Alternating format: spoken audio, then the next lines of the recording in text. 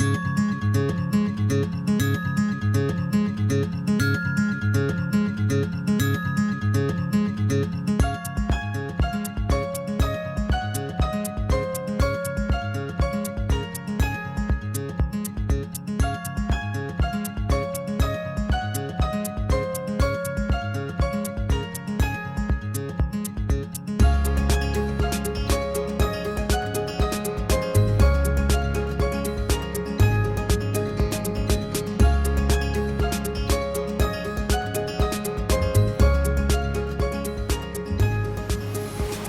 and welcome to Kentucky Farm Bureau Reports. It's springtime in Kentucky, so why not travel to one of Kentucky Farm Bureau's certified roadside markets, like Country Corner Greenhouse here in Bullitt County.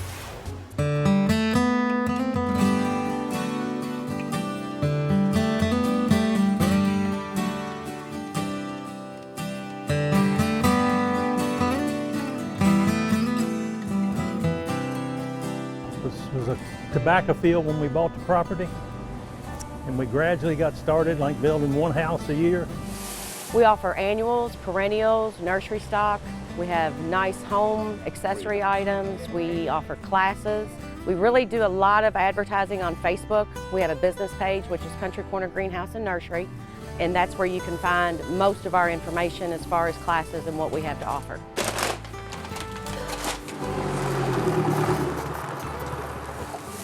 We get about 4 weeks between poinsettia crop, Christmas. Let's go, man. And then starting back up the 1st of February, have to fill this place up with plants in about 8 weeks. That's a lot of planting. It is a lot of satisfaction, but it's hard work. You just gotta really be committed to it. If you're not, there ain't no sense in getting in it. Get a lot of repeat customers, and they're coming from further away all the time. Our customers come from Indiana, they come from Campbellsville, Hodgensville, E-Town, Taylorsville,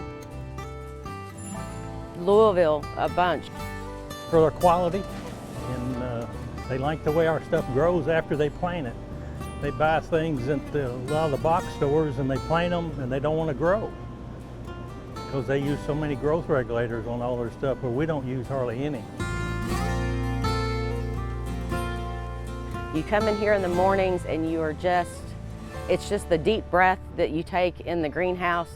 It's an experience, it really is. And I always tell people, even if you don't want to buy something, if you're having a bad day or if it's a rainy day, just come in and walk around, because it's excellent, excellent therapy. People come in, had a customer stop here from Michigan, going on the way home from Florida. And we sold them some of this fertilizer right here.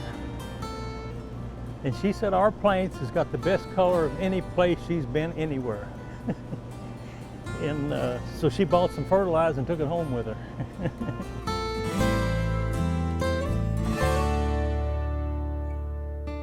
We've been open 34 years. I would like to see it go, another 25 years with my brother and I.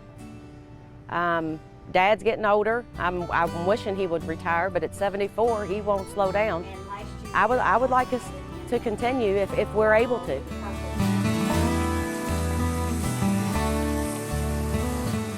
I got 4 kids, but they would always help on holidays and things. When we get real busy, everybody would pitch in.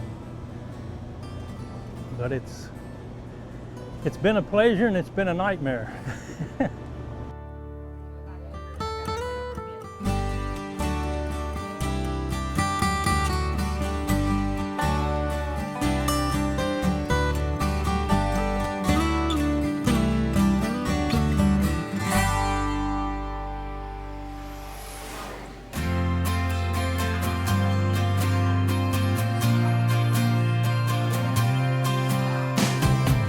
Farm Bureau leaders from across the state traveled to Cummington for the annual Women's Leadership Conference. I just love all of the encouraging information that I learned while I'm here by agriculture and joining together with the other women to just make our county better places. Conferences like these give women from all agriculture backgrounds an opportunity to come together to share ideas from their area of the state. I feel that if you don't learn to farm one of these days, you may not be eating.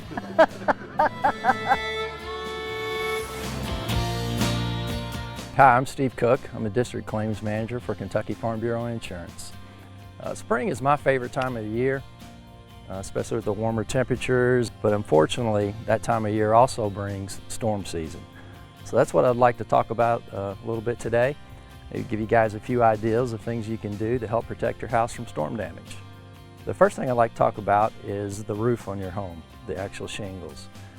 The shingle actually has an adhesive strip on it that during the summer, when it heats up, it'll seal to the shingle below it. But as the shingle gets older and during winter, that adhesive strip, it will actually pull loose. It'll start deteriorating a little.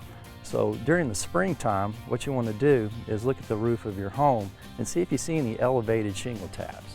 And if you do, it's an easy fix. All you really need to do is take adhesive and reseal that tab. I don't recommend everyone getting on the roof. You may have to get someone to do that for you, because the last thing we want you to do is be injured. If you have a two-level roof, there's actually flashing on that lower level where it meets the upper portion. You have two types. You have straight flashing and you also have step flashing. Well, that flashing has caulking on it, which is an oil-based product. So as we go through the years and you have change of temperature, it'll start breaking up. So each year you really need to check that flashing and re-caulk it so we can prevent a leak from occurring. The next area I'd like to talk about are the trees, especially trees that are close to your home. What you need to do each year is go out and particularly pay attention to see if you have any dead branches in the leaves, because those are very susceptible to wind damage. They can easily break off and fall onto your roof or damage your gutters or hit your siding, so you really need to have those removed each year. And then also the trees that are next to your house, if they're overhanging the home, you really need to keep those trimmed back, because the branches that are leaning over the top of the roof can easily break off, fall, put a hole through your roof, damage your gutters, your siding, and what have you. So it's a really good idea to keep those trimmed.